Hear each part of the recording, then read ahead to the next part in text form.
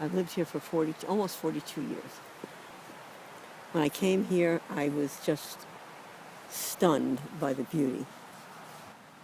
I just thought I had died and gone to heaven. It was just so beautiful. And how do you look at each other and say, like, maybe we can't live here?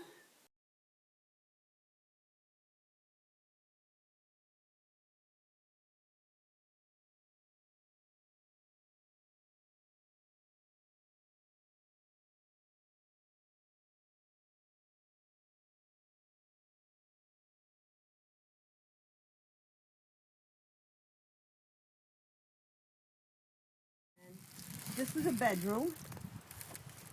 In there was the living room, which had, again, the most beautiful, on that porch out there that's now covered with mud, it's like 3 feet. That was where you could sit out and look at that beautiful lawn and those trees. And even my grandchildren would come and play over there in that area. It's just so pretty. But that's a beautiful, was a beautiful spot. There's a little bedroom over there, and in the middle, which we'll see when we go around the side, is the bathroom, which we replaced just recently. It's hard to imagine, but it really looked pretty nice. When the water left, this is what we were left with. Now this was their kitchen before they had to take everything out. Everything below had to come out because of the mold. They had in here 19 inches. The FEMA guy measured it. He came and measured it. So everything had to come off. You know, the horrible thing is, these two people were so meticulous, and they would decorate this in all color coordinated curtains and things. That they had stuff here, nice cabinet and a shelf with shelves on it. They had beautiful things. They took a lot of pride in all this kind of stuff, and this is just so awful. Yipes. Somebody is frightened. That's one of the things I was really good at the rescue squad. I could be very good at reassuring people and giving them a sense of calm, and that was kind of what I believe was the most important part. And then dealing with the first aid and whatever. But you know, you do that because you want to help people who are upset. And I never looked upon myself as somebody who was going to be needing anything like that.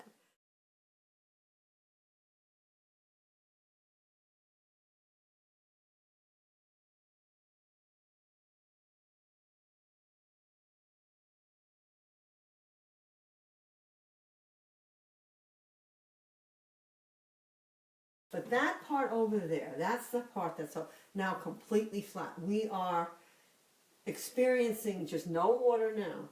That water comes, I showed you where those bags, that's how high it gets. And it's only going to take the first moments of a rain when it will, you know, come over that nothing bank, it's not a bank, and be over here.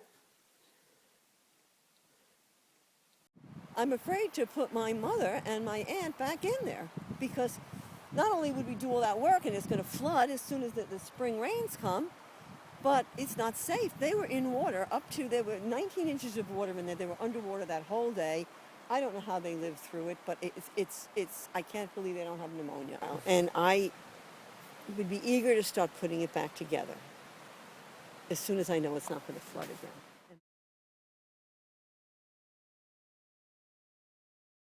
This is like war living up here now. Okay, so now you got to figure there could be another attack. This is just, we attempted to build platforms and then put the new beds and newest stuff and antique stuff on top of other stuff, and they just came up in here so fast and so deep that it lifted everything up into the water. It just didn't matter. That couch over there is a Castro convertible with a steel frame that folds out into a bed. That thing is so freaking heavy, right? And forget it, man. It just, it was floating. It was floating. It was so weird.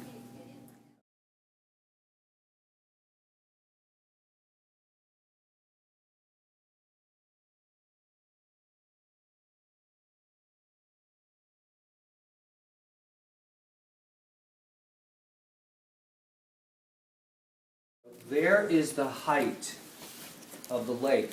So it actually came up. So this end of the deck is the high end, and this toward the house is slightly lower. So it actually came up, and you can see it came up to this part of the deck, and that's the flood line right here. Pool's over there, and it's underwater. And so if it's this deep here, that means in my house it's up to my chest, which it was. He We was were so so stressed stressed. out, Wow. so stressed out, and he didn't even look like the man I married. We'd start to like get on each other, like, do this, do that, and it got really, it got so intense, that sometimes you'd want to, like, if you could, you'd storm out the door and walk up the driveway, but there was nowhere to go. You couldn't get out of the door because the door was a lake.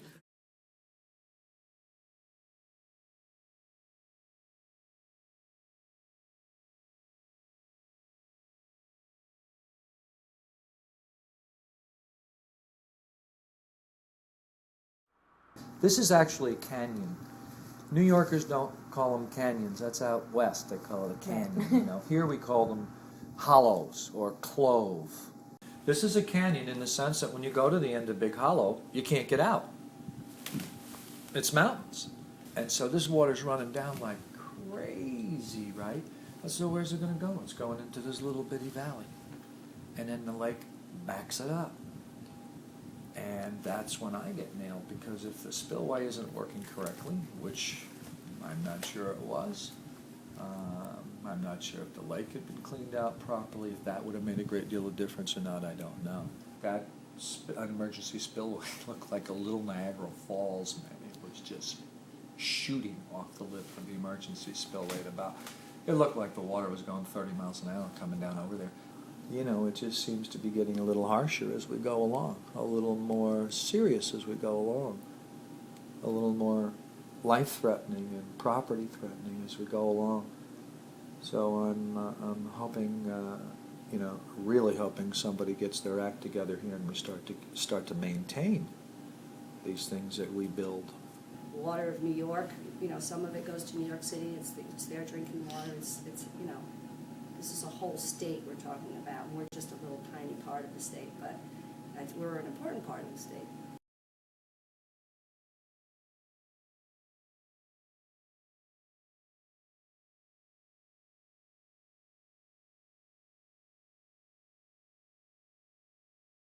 We're putting the house back together really in a different way, just to take precautions for the future.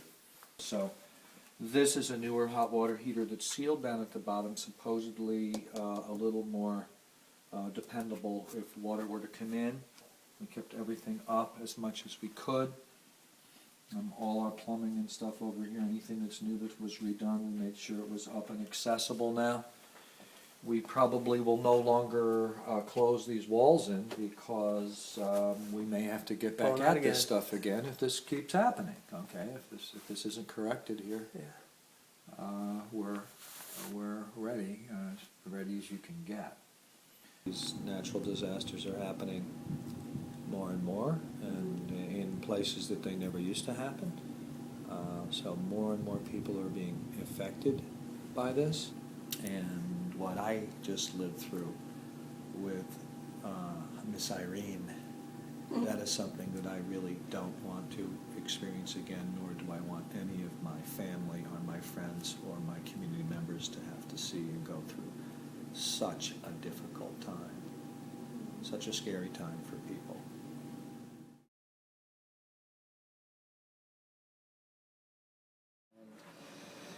What can I say? Every day is like an adventure. For everybody else, life has moved on. You know what I mean? For me, this is Groundhog Day. Like, Every day. I'm still dealing with some effect of it every single day. Every single day.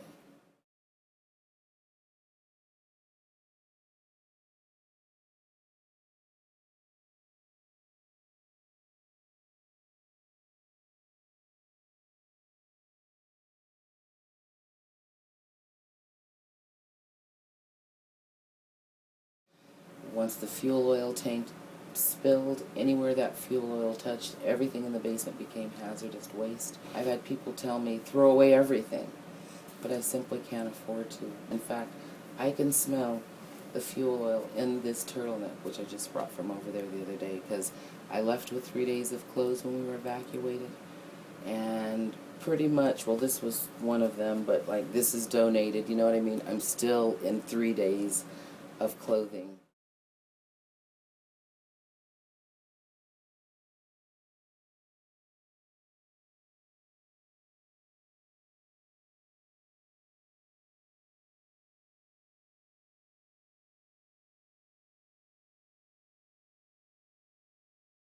Still smell too oily, but it went through that layer, that layer, that layer, and then I was sleeping in a sweatsuit, and I had on this thick purple velour thing, and it went through that layer till I had this big ring on my back.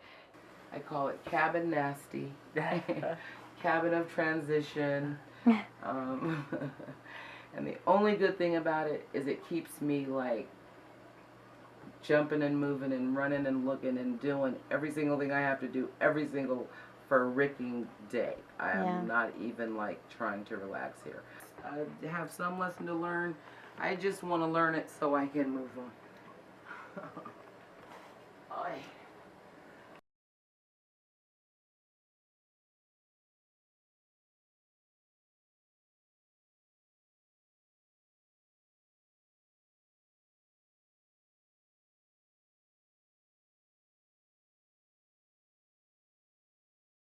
Like they said, it was 4 to 5 feet of water moving at 40 to 50 miles an hour through this town.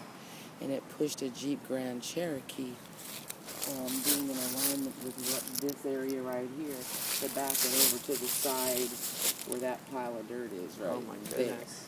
Unbelievable. The mud porch was covered in mud. It was just... every time I come in here, it's just like such a wave of emotion. It's really hard because I enjoyed living here. Dishwasher.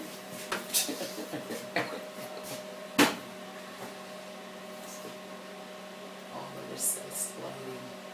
The furnace was here, hot water heater, fuel oil tank.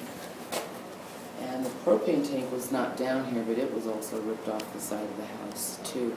When we arrived the next day, there were so many fumes that my son and I immediately walked to the fire department, you know, to say, like, is it safe to go in here? Yeah. And I've got pictures, some of the pictures of the house with all the tags and it's quite something. Yeah. As much of a struggle as it is for me, it's like there's so many other people affected, and it's hard for us all, no matter how small that cross to bear is or how heavy it is, it's still a cross. And it's more than, you know what I mean? It's just like barely over the top of what you can manage for each and every one of us, you know. So many roads are needlessly divided by silent walls we build along the way. Why be alone to learn that your life has more? 'Cause that's what my love's here for. Tear down those angry walls. I'll walk with you where you go. And still you're the only one who'll ever know. Will it last enough? When will it last enough to say you had your freedom? And is the answer just another road we go? Why does it have to lead to be? When will it stay around and be with me? When will it last enough to have it here at home? When will it last enough? Will it last enough? When will it last enough? Last enough, last enough, last enough to have it right here at home.